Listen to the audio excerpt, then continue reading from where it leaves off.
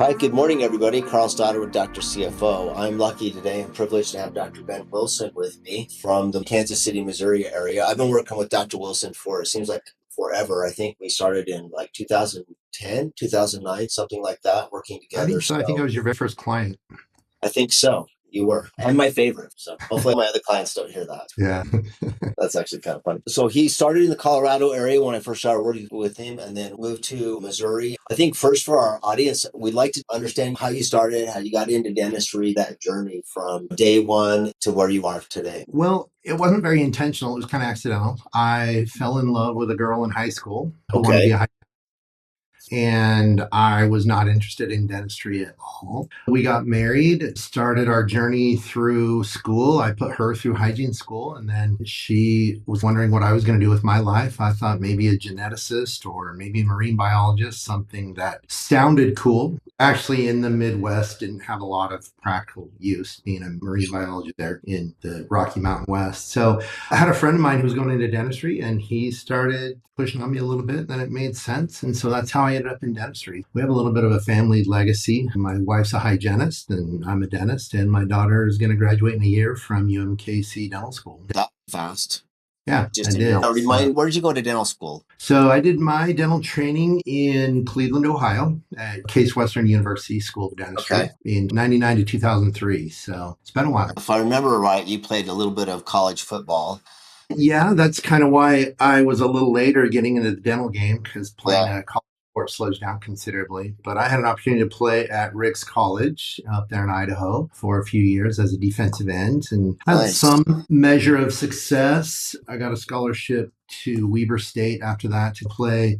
I was there about 2 months before I realized that this is not for me anymore. I got lucky. I didn't have any major injuries. And so I exited at that point. And my coach told me that'd be the worst decision I've ever made. And I've made way worse decisions than that. So he was definitely wrong about that. Let's go. My neighbor boy just down this road, he is playing defensive end at Idaho State University, and he just got picked up. He's at Ohio State University right now, Oh, and really? he has a good chance of starting for them this Mm-hmm. next year at Yeah, defensive. playing a Division 1 sport takes an enormous amount of time. It's nearly impossible to stay on track for graduation in 4 years. I think there's a few of them that can do it, but it's a big commitment, and it does limit what degrees you can pursue as well, because some of those Yeah, degrees require you not to be traveling every week. I don't know how they do it, to be honest with you. I mean, Yeah. it seems They probably did it like me. They take a 4-year program and drag it into 6. That's what you yeah, do. that seems kind of tough.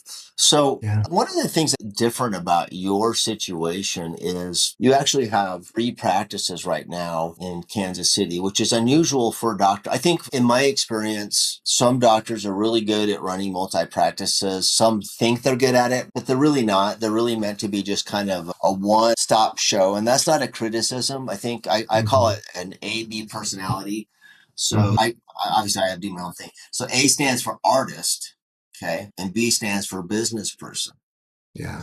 And so if you're more of the A personality, the artist, which is what I am, it's kind of hard to learn Yeah. to manage multi things. Well, the artists, they're more into the art side of it, and probably a little bit of a micromanager to some degree. Where the business guy, he can let go of some of that micromanaging and be able to have multiple practices. So, what do you find that your success is in having multiple practices? Because you're running. Yeah, I think you're right on the AB personality. It really comes down to how much imperfection can you tolerate in your business. If you're there making every decision, you're going to get it right most of the time because you have so much on the line. When you outsource to an associate, then to maybe an office manager or director, they are not going to hit their goal as many times as the owner will. How much imperfection can you tolerate? And where you're an artist can hardly tolerate any. They're grinding all the time to get it better and better and better and better. And so that will interfere with being able to have multiple operations if that's what you struggle with. So I think it's a Yeah. personality thing that just comes down to how much can you give away and deal with the discomfort of it not being the way you would do it. Yeah, I like that really synthesizes it well. You have to not have things be perfect. Mhm. So you know me pretty well. I love music and everything. And so in music, you want every note to be perfect, right? You want it to come at the right time and all that kind of stuff. And if somebody else is putting in their own notes, that you're like, that's not how the song goes, you know? And Hmm. so it can kind of Yeah. throw things off. And so you have to be pretty, I don't know, mature. You have to have a certain degree of skin Yeah. to allow Yeah. wrong notes, if you will, you know? That wrong note causes a discomfort in you. Yeah. And can you sit with that and be okay? I don't know if that's something you can learn over time, but for some people, it's easier than others. What would you say growing up gave you the ability to deal with those wrong notes? Because if you like, this just doesn't happen from, Yeah. oh, I'm a dentist now, I can do it. There's an evolution of growing up to do this. What would you say that was, if you can think about it on the spot? Probably something that happened before I can Yeah, remember. Childhood experiences play a big deal in what yeah, comes out in adulthood. Some things I do remember experiencing. I was lucky enough, I enjoyed a pretty good measure of success in sports all the okay, way through Little League up through high school. I was successful with people. I ran for senior class president, became the senior class president. I was probably what they would call popular. But I always had this feeling that life was kind of paved for me, that I had very few obstacles in my way, and that I didn't attribute much of my success to my own doing. I probably hit the genetic jackpot being six yeah, foot four. That's immediately going right, to give you some success in sports just by being right. tall, strong. Those things weren't earned. I tried to capitalize them and take advantage of them. So I guess I kind of have that same philosophy now that any success I have, I can connect the dots back in time far enough to come up with something that explains why I'm having the success I am now. It has to do with the people I'm surrounded by. I'm surrounded by amazing people, if, like my advisement team. You're a big part of that. You Thank know, you. one way to look like the smartest guy in the room is to surround yourself by really smart people. They kind of fade into the background and Yeah. make me look like I'm a rock star. So, as far as any particular instances that help me be successful, maybe it's just the fact that if you acknowledge that you're probably standing on the shoulders of some other giant, that will give you some measure of humility Yeah. so that you don't become a jerk. I don't think I've ever asked you this. How many kids were in your family growing up? What number are you? So I'm the youngest of five. My mom and dad chose to pack them in really tight. There's five of us in 7 years. My mom frequently talked about how she was, when I came along, she was so exhausted that she Uh-huh. celebrated my birthday on the wrong day for the first 3 years of my life, and Uh-huh. then found the hospital bracelet from my birth in the drawer. And it turns out I was born on the 26th of November and she's been celebrating on the 27th. There might have been some things I can't remember. I may have had to attend to my own needs a lot and couldn't really emotionally rely on being attended to all the time because there was just so much chaos all Yeah. the time. I Oh, think that's a thing in big families. no, I think so too. But I think being the youngest, you get all the love from the oldest, and you have to learn to negotiate with the other kids. You have, Yeah. I could be wrong, but like Yeah. you have to learn to kind of develop some of those people skills to Yeah. negotiate with all your brothers, Yeah. sisters. Where me, I'm the oldest, so I could Mhm. just do it my way, you know? Exactly. Birth order matters. I Yeah, know maybe some people take it lightly, but after raising my own kids, birth order, it has a profound effect on who they become and how they relate to people. I think it's kind of interesting how that works. If you ask my older siblings, I Yeah, was a spoiled brat. I was attended to way more than anybody else. Now, right, that's absolutely true when it comes to later life things. When a few of the kids left home, my parents had more time for me. They had a little bit more money. They were further along in their careers. They could go sure. to all my games. And I was probably, let's be honest, some of your kids, you like them more than others because they have pleasant personalities. And I know It's for that's going to sure. get me in trouble because like is probably not the word, but maybe we just say some of your kids will have more pleasant personalities than others. And that means you will have a different type of relationship with that child. I think I was probably a pleasant person. I did learn early on, or at least recognize early on, that adults were gatekeepers of a lot of opportunities in my life. And I needed adults to like me to open those doors up for me. And that's why I think when you're raising kids, if you could ask for anything, you would want adults to like your children because they are the gatekeepers of everything that your children will be exposed to. If they don't like your kid, they're going to lose out on some opportunities. For sure. What did you do like as a young person to make a dollar? What did you do? What was your first job? Yeah, mine weren't anything out of the ordinary. I mowed lawns for very little money. We were expected to work pretty hard. And again, that was kind of a genetic jackpot that I hit. I enjoyed hard work. I Okay. enjoyed stacking up the wood.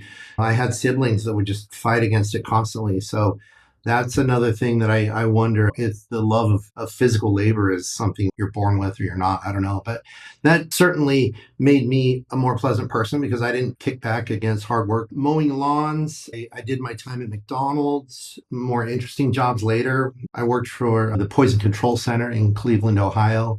That was kind of a fascinating job.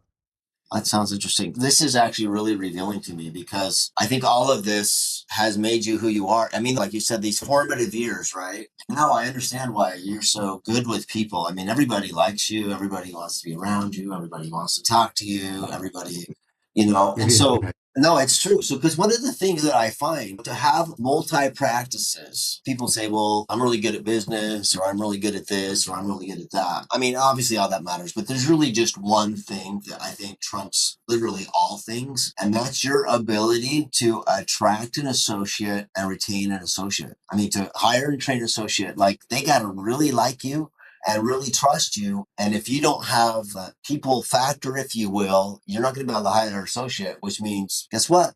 You're not going Yeah. to have a second practice. You're not going to Yeah. have a third practice. It's going to happen. Hmm. If you can't hire the associate and they have confidence in you and all those things, it ain't going to happen. Yeah. So I tell people that and they think, no, it's like, how good I am with the numbers. Like, it has nothing to do with the numbers. Trust me. It's all Yeah. about your ability to attract an associate. So I know working with you, many of your associates have been with you for like literally ever. Like they just stay. Why do Yeah. they stay? Why do they like you? That's your question. Why do they like Yeah. me?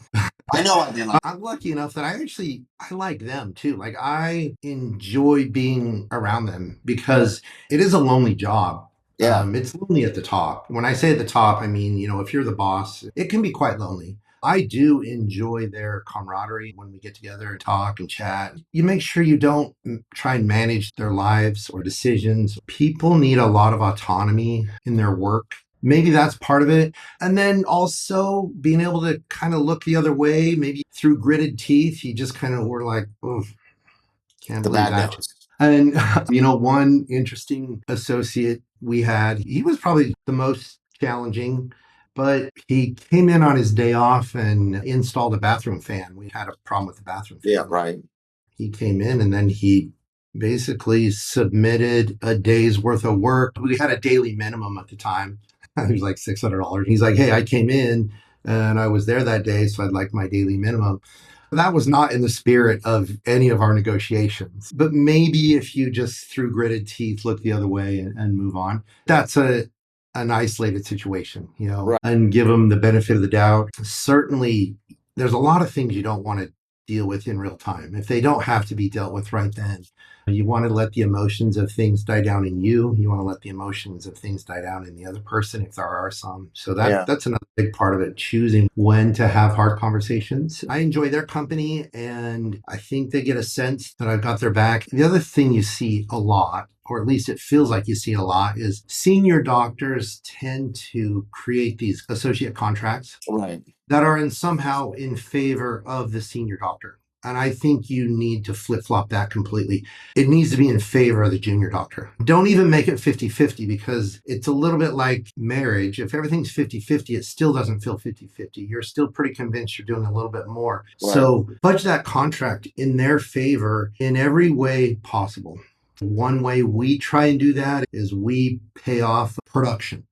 Mm-hmm. So if you produce something on Wednesday, it's going to be in your paycheck on Friday. Now, do we have a backdoor way to kind of recoup money we can't collect? Yes. And so, in a sense, we're still paying off of collection, but it feels like we're giving them a little bit more benefit of the doubt by paying off a collection number, at least to begin with. I know there's school, different people that I work with have different schools of thought on that. And there's definitely two sides to that one. I do think, though, Yeah. that you pay your providers super well, and that creates a lot of loyalty. I also notice with your staff, people don't know that sometimes office managers will call me. It's not infrequent that they'll call me and they'll say something, maybe not always positive about their owner doctor. It doesn't happen a lot, but it does happen a little bit. And I'm sitting here going, okay, well, that's an awkward position for me. Right. So I have to kind of assess, how do I play this situation that's in the best interest of the owner? But I will say, in your case, this never happened. Your staff is so loyal to you and they've been there so long. That's a pretty amazing thing, too. Just don't Yeah. see, you just don't have like at your management level, you just don't have turnover. And I see that you're looking out for them. This podcast is sponsored by Snake River Payroll, your hassle-free solution to all payroll needs. With fast, reliable service, they take care of your payroll so you can focus on what matters most. Visit srstaff.net today. Snake River Payroll, payroll made simple. You know, if they have a Yeah. hard situation come up, it seems like you're going the extra mile personally and professionally. And Mhm. I think that goes a long way for sure. I think that level of loyalty might come from the fact that they see how I deal with employees that things aren't going well, or Yeah, some silly examples. And maybe this sounds a little braggadocious. I had that's one okay. employee that Anyway, was a great employee for a year and a half. Then it went sour completely. And I can't exactly remember why, but I let her go right on the spot. I worked about 2 hours with her that morning, saying the level of emotional discomfort we're all feeling because of you is too much. And we're going to end it right here. Now, there was a history of things going on. It wasn't just like an abrupt thing. She later attempted to sue me for wrongful termination, for racism. She happened to be pregnant at the time. So you can imagine there yeah, was a variety of things right. that just the optics didn't look good at all, you know. And both the law firms that she tried to use to sue me sent me letters saying we're not taking the case, but she is welcome to go somewhere else. It didn't go anywhere. About a year and a half later, she calls the office and asks my office director if I would be willing to write her a letter of recommendation. Wow. And the director was like, that's never going to happen. Well, Yeah, when she approached me, I said, you know what? This employee was a phenomenal employee for 18 months, and I am willing to write a recommendation for that period of time. You know, I can write it in such a way that it can help this gal get her next job and be successful in that next job. And so I did. I wrote a recommendation, and, I didn't include any of the if they'd asked me, is she eligible for rehire? I would have said no, because that right. obviously she wouldn't have been. But I can still attest to the things that she did good to me. And I think a lot of people need that second chance. When my employees see that kind of a thing, I think it starts to send a message that even under the worst circumstances, Dr. Ben's going to take care of us. He's going to do the best he can for us. And there's a few other things when employees have left. We've given them really kind severance packages even after they've walked out at lunch, just to be helpful, because I know they're struggling, with their families, and they've got a lot Right. on their plate and life is hard. I can help out. I know that all sounds really braggadocious, but those kind of Well, things, I think, when they see it enough times, that's when the deep level of loyalty begins to develop. They will take a bullet for you. I love that. So I want to talk a little bit. So you have a couple practices. Now you're starting up a new practice. I don't want to give away your secret sauce on this new practice, but tell me what you're comfortable sharing about this new practice, because it's really a different thing. So I'd like to know, what was the inspiration behind it and why? Yeah. Give us, if you can. I don't have any secrets. Certainly, if it's something that actually will benefit the industry, then the word needs to get out. So I'm not trying to create any kind of proprietary design here. It's basically teledentistry in reverse. What that means is, rather than a patient calling you from home and through FaceTime or whatever, showing you their broken tooth, we're actually going to bring the patient into the office. We're going to do their exam, x-rays, cleaning, and then we're going to teledentistry the dentist into the operatory and do an exam that way. We are going to have our full set of x-rays. We'll have a pano if necessary. We're going to use 3D scanners. So we have a full set of models for the dentist to look at. And then we also have to take actual photographs, extraoral photographs and intraoral photographs of the patient. All that will go onto the cloud where the dentist has access to it.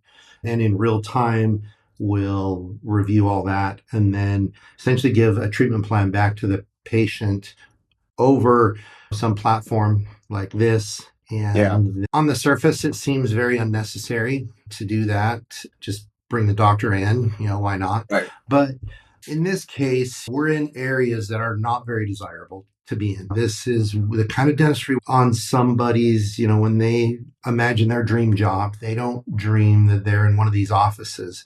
Now, can it be very lucrative? Yes. Can it be fulfilling? Absolutely. So it can provide all those things, but on the surface, it doesn't look great. Right. Some people are a little bit scared to come into these places as well, just for their own physical safety. And so creating something that doesn't have quite as much need for the doctor to be there all the time was one of the reasons. Another reason, when I first started thinking about it, the insurance hadn't changed our fees in 10 years. Well, they had changed them, but they were going backwards, a percent here and a percent there.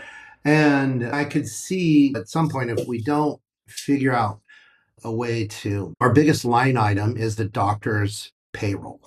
So are there ways to have less doctor time and still be able to pull this off? And so this is kind of what I imagined how we could do that, was keep the doctor at home.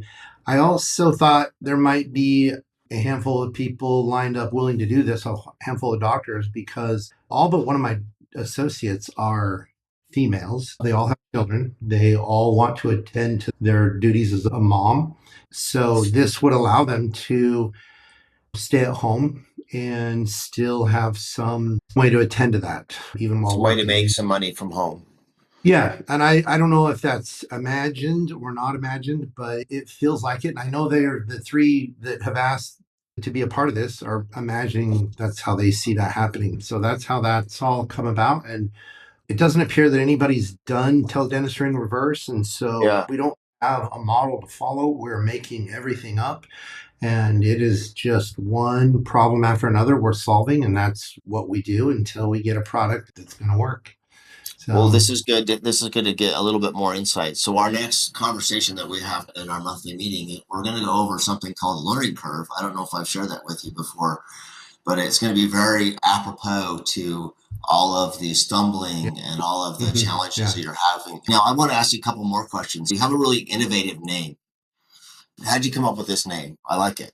That's really interesting because I don't know that I'm absolutely in love with it. It's very specific to the community we're in. We are in Kansas City. We're in the land of the Chiefs. And if you're from here, we refer to ourselves as this is Chiefs Kingdom. Okay. So I thought, you know what? If this is Chiefs Kingdom, then the kids that are here are part of the kingdom. And so let's just call this Kingdom Kids Dental. So that's kind of where that came about.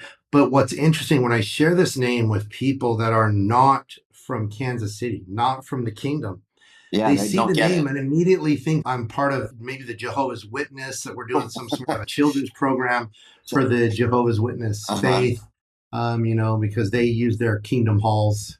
I guess the name of their buildings or something. So I've had a few people kind of raise their eyebrows at that. But my population, my people know exactly what that means. I get it. All right. I like it. I like it a lot. And I'm also, I think we name our dental offices in general really boring names. I'm always looking for the next kind of creative thing. I don't know that we've nailed it. My favorite office name is Little Big Smiles. That's my favorite so far. I wanted to do one. I couldn't get anybody on board, so I pulled the plug on it. I wanted to name it Dentist Fantastic.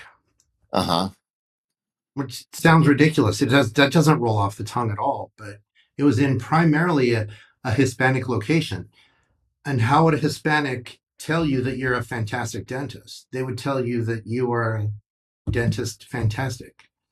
I like names that catch you off guard. I like the name Fat Brain Toys. There's a company out there called Fat Brain Toys. I think we can get way more creative with names. Coming up with creative names. You haven't taken any of mine yet. One of these days, I'm hoping to luck out. Oh, because they're so inappropriate that the board would immediately shut me down and fine me.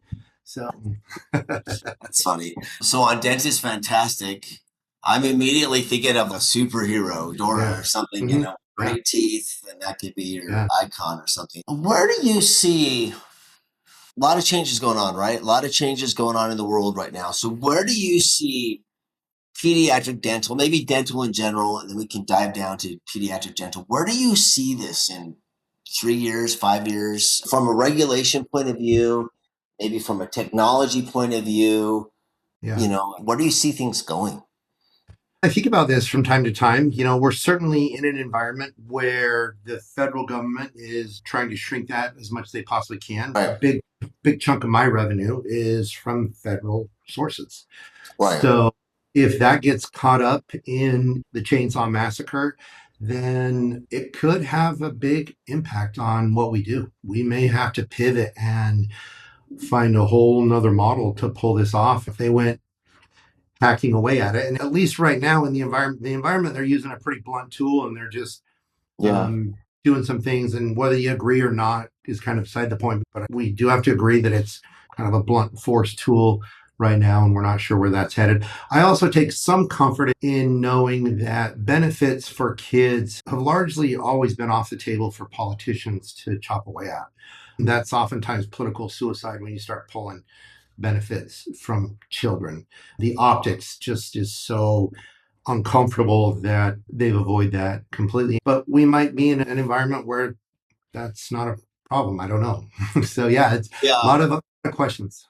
I kind of agree with you. I don't see them. I actually could see the benefits going up for kids. I mean, that's maybe I'm being optimistic, but like the cost of an unhealthy adult, like if you don't take care of them when they're kids, when they're an adult, the problems are so much more severe. They're so much more expensive to society. Yes. No, Yeah. you'd rather have somebody good teeth when they're an adult than bad teeth. So I realize you can't control every little dimension of it, but it's definitely a lot cheaper to send them to the dentist than it is to the emergency room.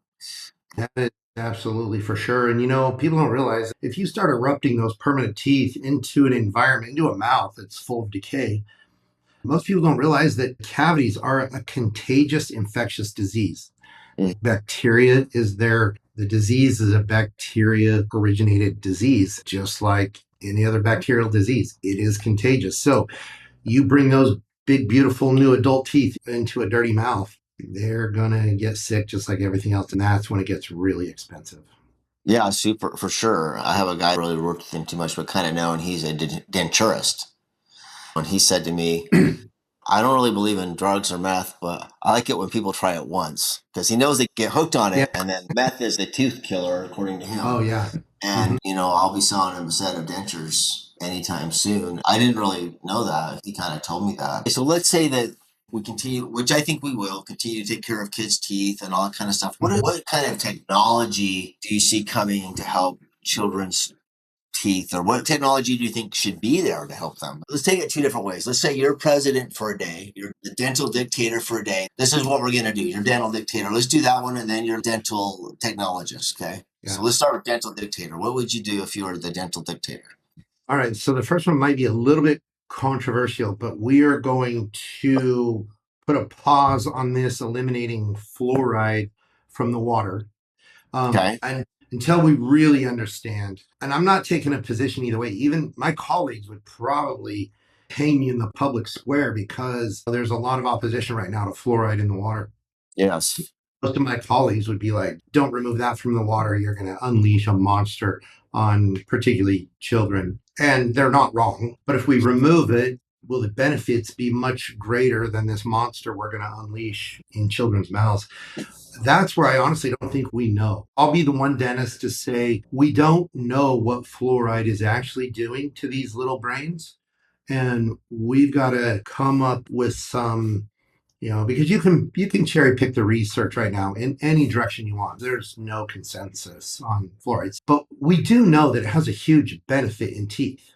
We don't know, I don't believe, what the consequences of that are. Maybe there are none. Maybe they're significant. We got to figure that out, because don't pull that out of the community until you have a plan to deal with that, because it is keeping a lot of decay at bay.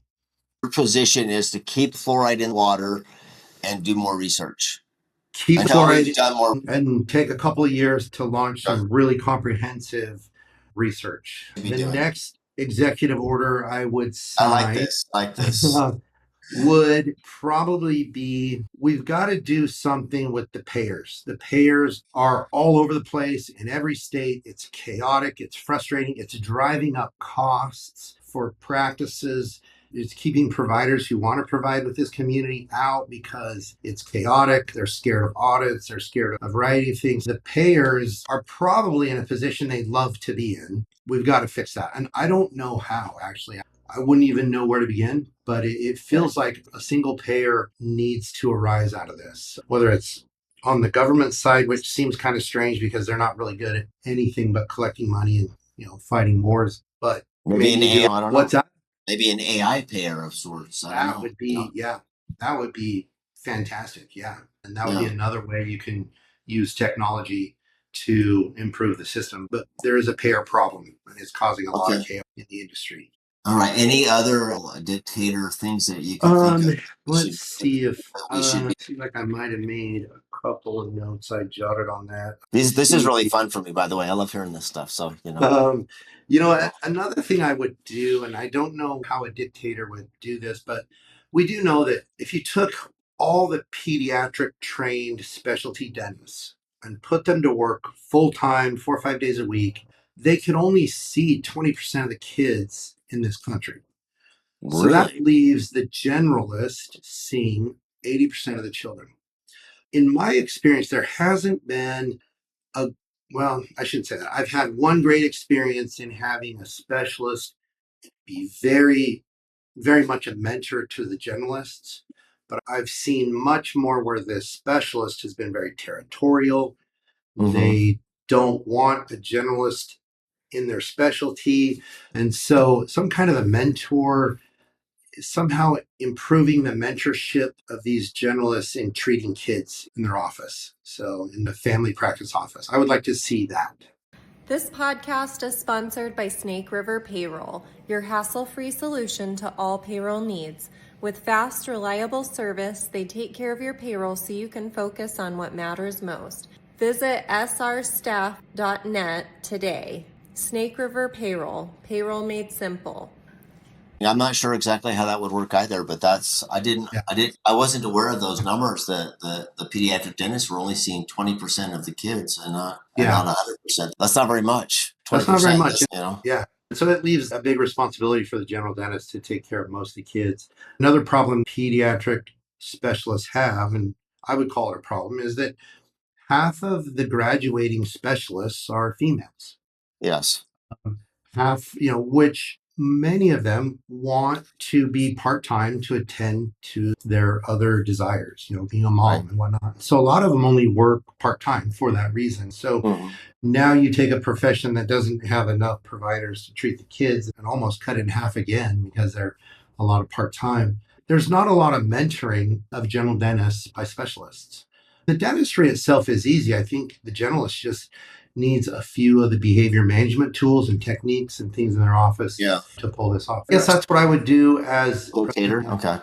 I like it. That's how we get innovation sometimes. Okay, so now let's say you're the supreme dental guy and you got this laboratory where you're working on all these dental technology innovations. What innovations do you see coming out of your lab in the next 5 years? I just saw one a few weeks ago that I knew was coming online in orthodontics. And when patient goes in, they get their brackets put on, they leave that day with a device that you hook into your iPhone.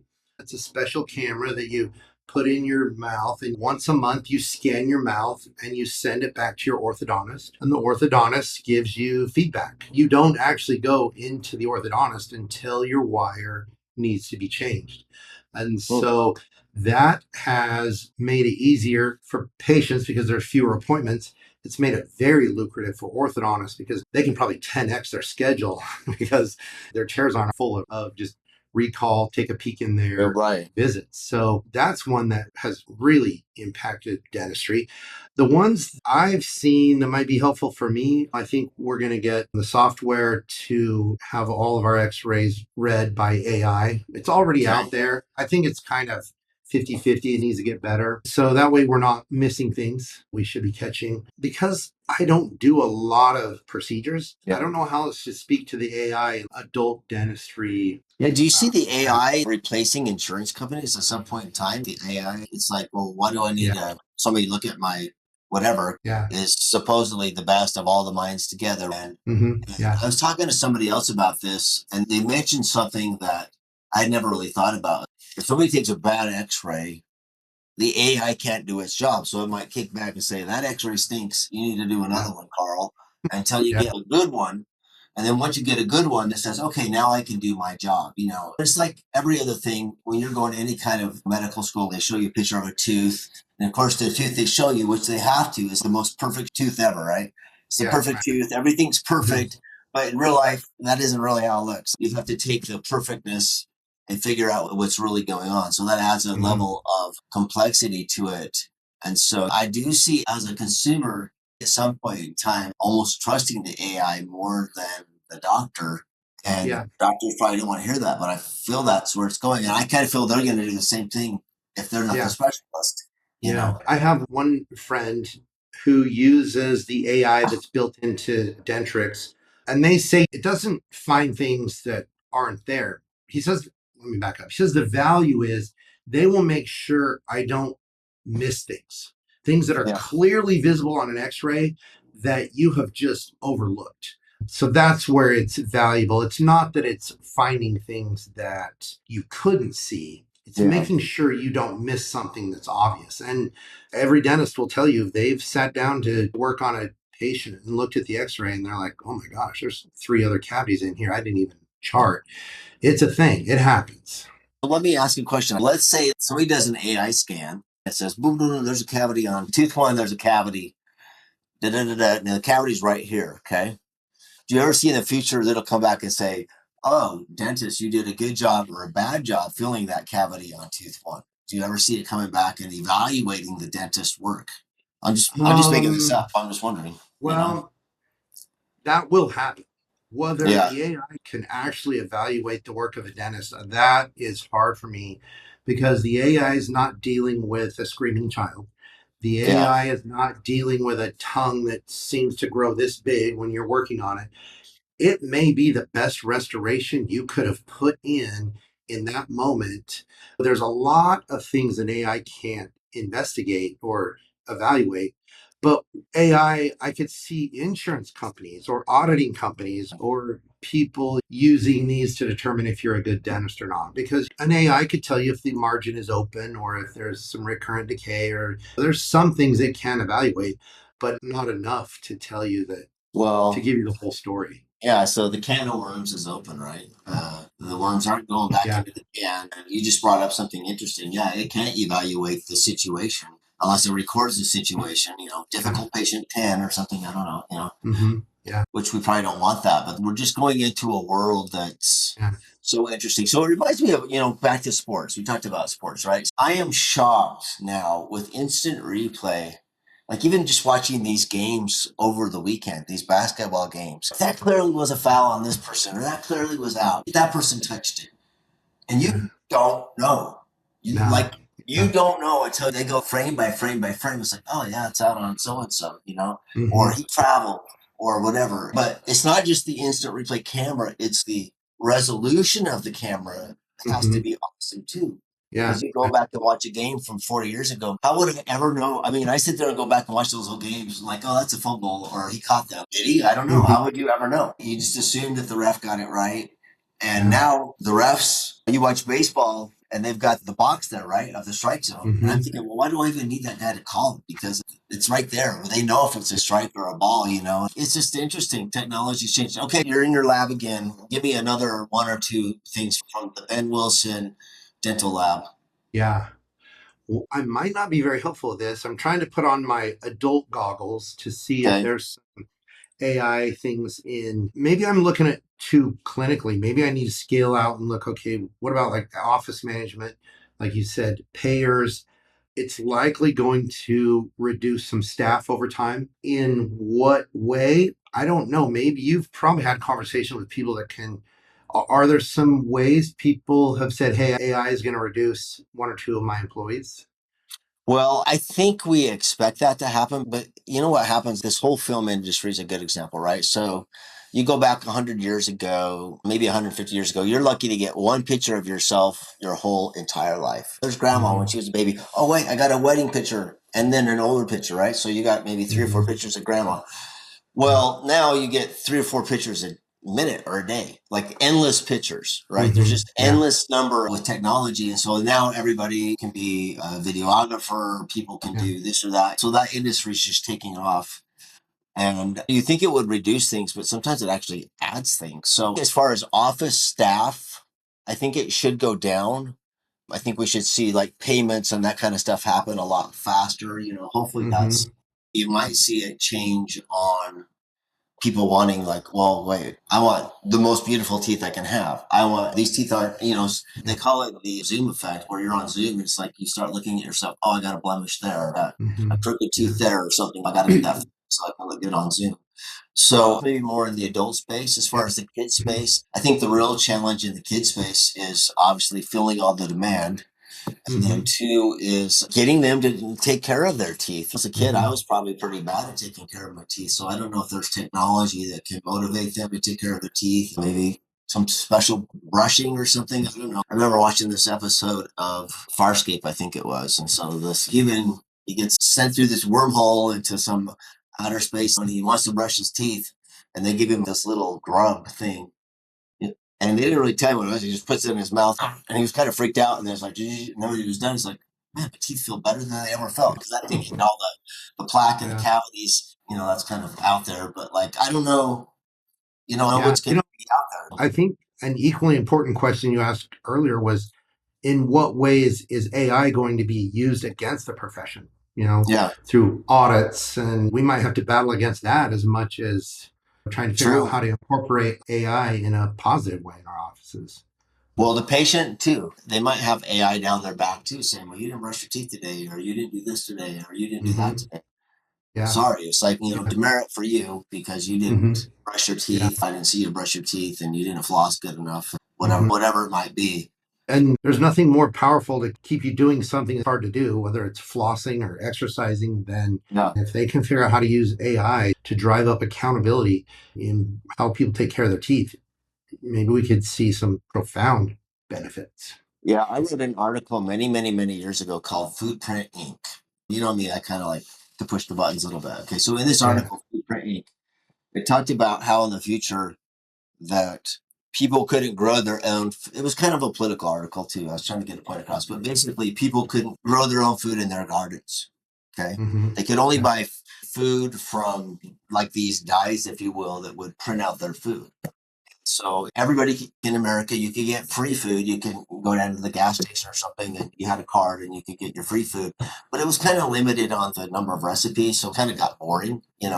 So if Mhm. you wanted the really good recipes, you could buy recipes from whoever, and you could print out all these designer foods.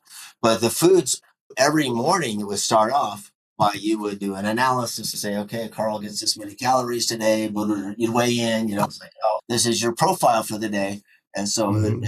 you could get whatever you wanted, but it would limit your calories or you need this many proteins or whatever. And so every day you would print it out. And then you'd have some people like preppers or whatever. I'm not against them, but they're like, Yeah. no, you're not going to tell me what to do. They were doing their gardens and storing food and all this kind of stuff, but they had a problem because what was happening is everybody was getting thinner. So it's like, okay, well, I got to play the game. So if you were overweight, they knew you were cheating. So in order to not get away with it, you still had to comply in a sense, Mhm. right? You Yeah. still kind of Right. had to comply. It's like we won no matter what because we can tell if you're complying or not. In my typical sense, I just said at the end, everybody. This is something I said like I don't know. It was like some year Congress passed it, and the next year everybody returned back to Congress thin. And then I had to throw something in there. I said even Chris Christie Jr. Because I was like, sorry, Chris Christie, but they didn't know about that. So I don't know. Yeah. I don't know. I noticed. I think it was a few years later Bill Gates had taken the word footprint. I'm like, you took that from me, Bill. I said it first. So, Yeah. you know, You getting any money off of that word, or? no, I don't think I'd win a battle with him, Yeah, so. probably not. Yeah. Probably not. It's the Wild West out there with AI, and nobody knows yet where the end is or what walls or limitations it's going to bump up against, if any. So, Well, we'll wrap up with this. I have a client. He's all in AI. He does a lot of media stuff with AI. He loves it. He thinks it can do everything. I thought, oh, Carl, it's going to take over everything. And I was like, gosh, what is something about that seems wrong to me. yeah. And I thought, so, you know what? We can't. And I was kind of out there and I read a lot of sci-fi. I'm thinking, well, we're not traveling warp speed. So AI hasn't figured that out yet. Yeah. You know, it kind of feels like AI is going to be good within its bubble. Yeah. And how do you get out of the bubble? I've thought about that myself too. I am not very scared of AI taking over the world just because it's insanely smart, but it does not operate the way the brain operates. Like, it's probably not for this podcast, but AI will not have a deep drive to take over the world, take over something. Those emotional drives come from an emotional brain. And so you will have humans using AI to do horrible things and good things. But it's hard for me to imagine that AI in itself will generate a drive to do something horrible because you haven't built the thing on the principles of a human brain. It's the human brain that's capable of insanely horrible things and incredibly beautiful things. I would agree with that. And that's, So that's why I just don't think there's going to be robots telling us what to do with our lives here eventually. well, you know, I read a lot of sci-fi and have an interesting take on Asimov has his take on how robots work and Dune, believe it or not, I've read too much of the Dune books, but Yeah. the Dune series is really about robots or what they call them thinking machines versus humans. And you don't get that from the show everybody watches, but in all the series and the other stuff I've read, I just really like that genre of stuff to think about what's capable. And I do think human minds are far more capable of innovation and creativity to solve problems. We just have to be pushed. Yeah. So Yeah. hopefully this will push us to maybe think about what's important, what should happen, what shouldn't happen, to evaluate, maybe think more about what can I do, what should I be doing. I think it will. It's what everybody's thinking about right now. And when you get humans all thinking about one problem, some amazing things arise from that. Well, I want to thank you so much for spending this hour with us and spending your time. And I would invite those that live in the Kansas City area, if you need the best dentist there, pediatric dentist, check out Little Big Smiles, check out ABC Dental, and soon to come Kingdom Kids.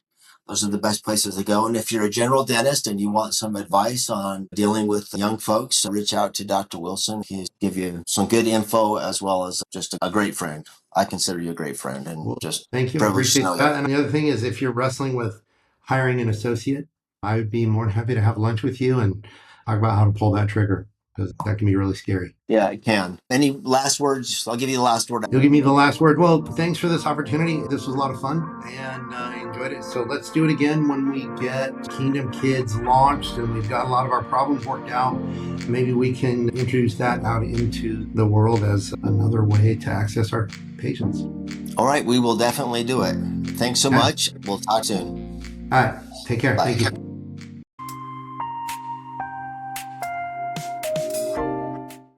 This podcast is sponsored by Snake River Payroll, your hassle-free solution to all payroll needs. With fast, reliable service, they take care of your payroll so you can focus on what matters most. Visit srstaff.net today. Snake River Payroll, payroll made simple.